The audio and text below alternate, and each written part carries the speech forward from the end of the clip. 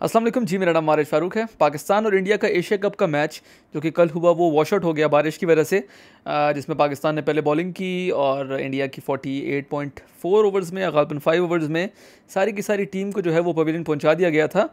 बारिश की वजह से जो मैच जो है वॉश आउट हुआ वो उसमें किसका फ़ायदा हुआ, कौन सी टीम बच गई, आज इस वीडियो में ये डिस्कस करेंगे। और क्या गलतियाँ हमारे प्लेयर्स की तरफ से, हमारी टीम्स की तरफ से हुई, जिसकी वजह से जो चीज़ें हम लोग आगे की मैचेस में इम्प्रूव कर सकते हैं, आज की वीडियो में ये डिस्कस करेंगे। सबसे पहले तो मेरे नज़दीक इंडिया की टीम जो है उनके लिए ज़रा बचत होगी थोड़ी सी। वो जिस मोमेंटम के साथ आए थे अपनी मीडिया के थ्रू, वैसे तो इंडियन टीम का मेरे नज़दीक कोई मोमेंटम पिछले कुछ अरसे से नहीं था, क्योंकि उनकी वेस्ट इंडीज़ और आयरलैंड के अगेंस्ट सीरीज़ हुई थी और वो कोई एक साल में कोई 7 तो अपने कैप्टन चेंज कर चुके हैं। टीम में भी लोग आ रहे हैं जा रहे हैं, तो उन लोगों को एक जेलअप टीम हुई नहीं हुई थी। लेकिन इंडियन मीडिया का इतना प्रेशर हमेशा से इंडियन टीम पे होता है कि वो कह रहे थे कि जी हमारी टीम ही जीतेगी और हमारी टीम ही जीतेगी और पाकिस्तान की क्या वैल्यू है और बाबर आजम कोई बड़ा प्लेयर नहीं है, वो कभी जिम्बाब्वे के अगेंस्ट सेंचुरी बनाता है तो कभी नेपाल के अगेंस्ट बनाता है। तो ये इस तरह का काफ़ी ज़्यादा इम्पैक्ट था और हमारी मीडिया की तरफ से एज सच कोई प्रेशर इतना नहीं था और कभी होता भी नहीं है। और फ्रेंकली स्पीकिंग हम लोगों की टीम भी कभी इस पोजीशन में बड़े लंबे अरसे से हम लोगों ने देखा नहीं कि वो इस पोजीशन में हो कि वो हम लोग फेवरेट्स के तौर पे उतर सकें। तो इस मैच में थोड़ा सा डिफरेंट था, इंडियन टीम के ऊपर बहुत ज़्यादा प्रेशर था और जिसकी वजह से हम लोगों ने देखा कि पहले 2-3 ओवर्स में ही वो प्रेशर सामने आ गया था। उसके बाद जब बारिश का पहला स्पेल ख़त्म हुआ, उसके बाद शाहीन शाह अफरीदी ने जो टिपिकल शाहीन बन के जिस तरह से रोहित शर्मा की, विराट कोहली की विकेट्स ली हैं, तो वो तो वाह वाह वाह, बहुत ही मज़ा आ गया वो देख के। इतनी ज़बरदस्त किस्म की बॉलिंग और क्या बंदा है ये, बता के आउट करता है। सामने वाले को पता है कि उसने जी आगे पिच करके इन स्विंग करनी है बॉल और वो इसी पे आउट करेगा, लेकिन कोई कुछ नहीं कर सकता। यही रोहित शर्मा है, इनको T20 वर्ल्ड कप में भी इसी तरह आउट किया था और आज भी इसी तरह आउट किया। तो लेफ्ट हैंडर्स के अगेंस्ट रोहित शर्मा जिस तरह से स्ट्रगल कर रहे थे, वो स्ट्रगल करते हुए जो है वो आगे भी चले और वो चलते चलते पवेलियन वापस पहुंच गए। इसी तरह विराट कोहली को भी आउट किया और इंडिया का जो टॉप ऑर्डर था वो नसीम शाह और शाहीन अफरीदी की वजह से बिल्कुल डिसमेंटल किस्म का हो गया।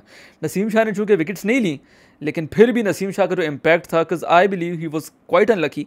और वो जिस तरह से इन स्विंग और आउट स्विंग कर रहा था, वो मजाक लग रहा था कि वो अपनी मर्ज़ी से बॉल को अंदर बाहर की तरफ लेके आ रहा है और उसके लिए बड़ी सिंपल सी बात है, इंडियन बैट्समैन जो थे उनको समझ नहीं पड़ रही थी।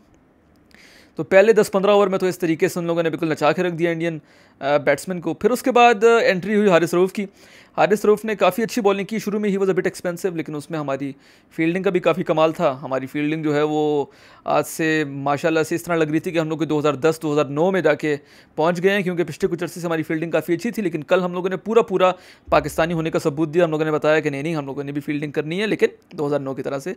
तो फील्डिंग काफ़ी हम लोगों की स्लॉपी सी थी, जिसकी वजह से शुरू में हारिस रऊफ़ ने काफ़ी रन्स लीक किए, लेकिन फिर वो श्रेयस अय्यर की जो हुक शॉट वो मारते हैं और उसमें बड़े अपने आप को प्रोफेशनल समझते हैं, उन्होंने इसी तरह हुक शॉट मारी और वो सामने जाके फ़खर जमान साहब ने कैच कर लिया।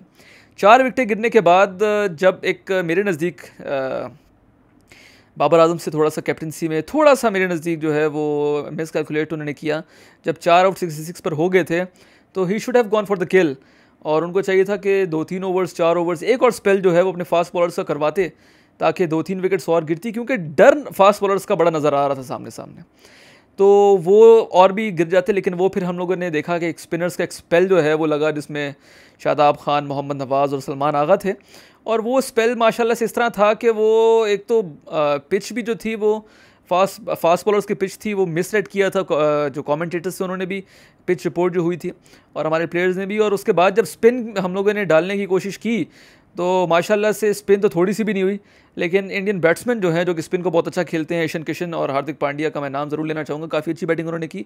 उन्होंने आके अपनी टीम को थोड़ा सा स्टेबलाइज़ किया और दोनों ने हाफ सेंचुरीज की। लेकिन फिर वो at the end of the innings, जब towards the end of the innings जब फास्ट बॉलर्स का स्पेल फिर शुरू हुआ, तो 7-8 ओवर्स में हम लोगों ने देखा कि वाइंड अप कर दी गेम।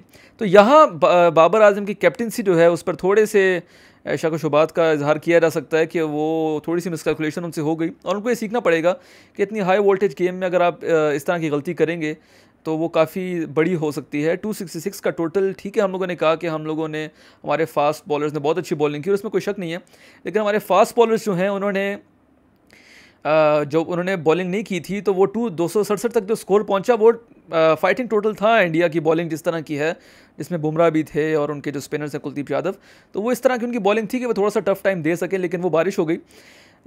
तो इस तरह के जो कैप्टनसी में जो थोड़े से फ्लॉज नज़र आए वो चेंज होने चाहिए, क्योंकि आगे भी हाई वोल्टेज गेम्स आ रही हैं, उसके बाद वर्ल्ड कप आएगा। तो अब बाबर आजम को काफ़ी अर्सा हो गया है, तो वो उनको चाहिए कि ये अपनी गलतियों से सीखें और पिच जो है उसको थोड़ा सा देख के एक दफ़ा रीड करके टीम अनाउंस करें। No doubt he is a legend of the game, he is a modern day legend, लेकिन उनको चाहिए कि वो अपनी कैप्टनसी में थोड़ा सा सुधार लेके आएँ।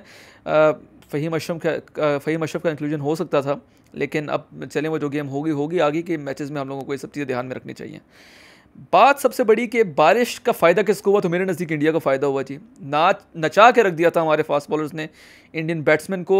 विराट कोहली 4th स्टंप पे खड़े होकर बैटिंग कर रहा था, रोहित शर्मा 4th स्टंप पे खड़े होकर बैटिंग कर रहा था, और जिस तरह से वो पहले से डरे हुए थे, ये बड़े अरसे बाद मैंने देखा है। जब एक दफ़ा 90s में हमारे फास्ट बॉलर्स का जो एक ट्रियो था, उसमें शोएब अख्तर, वकार यूनुस और वसीम अकरम थे।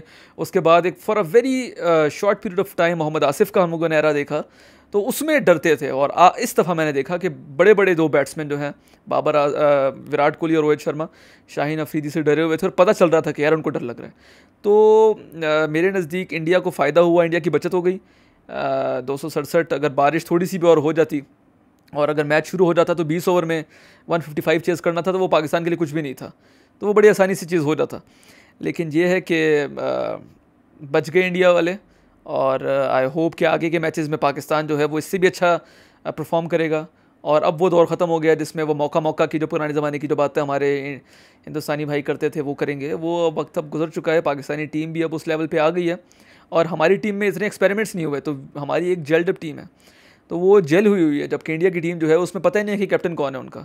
कभी हार्दिक पांड्या कैप्टन होता है, जसप्रीत बुमराह जी साल बाद इंजरी से उनको कैप्टन बना दिया आयरलैंड सीरीज़ में, कभी विराट कोहली कैप्टन होते हैं, कप्तान ही कप्तान खेल रहे हैं, टीम ही चेंज हो जाती है। केएल राहुल इंजर्ड है, उनको टीम में डाला हुआ है।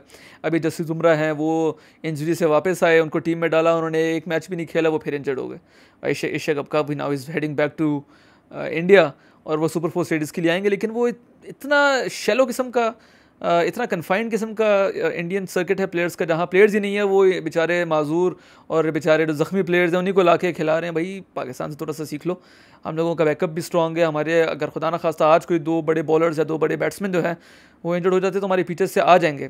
लेकिन आप लोग जो IPL के हज़ारों करोड़ की जो क्रिकेट की इकॉनमी और अपने BCCI के ज़ोर पे आप लोग ICC और ACC को चलाते हैं, तो आप लोग अपने लिए जी प्लेयर्स नहीं है वो कर सके, एक बैकअप नहीं बना सके। तो ये थोड़ा सोचने का मकाम है। आई होप ये वीडियो थोड़ी सी लंबी हो गई है, बट आई होप मेरी वीडियो आपको पसंद आई होगी। This is the first episode of cricket के बारे में एक जो मेरा शो है। अगर आप लोगों को पसंद आया तो ज़्यादा से ज़्यादा इसको शेयर करें, सब्सक्राइब करें, कमेंट करें, और इंशाल्लाह इस एशिया कप में मैं क्रिकेट पे आपसे मुलाकात करता रहूँगा और इंशाल्लाह तबसरा करता रहूँगा। बहुत शुक्रिया।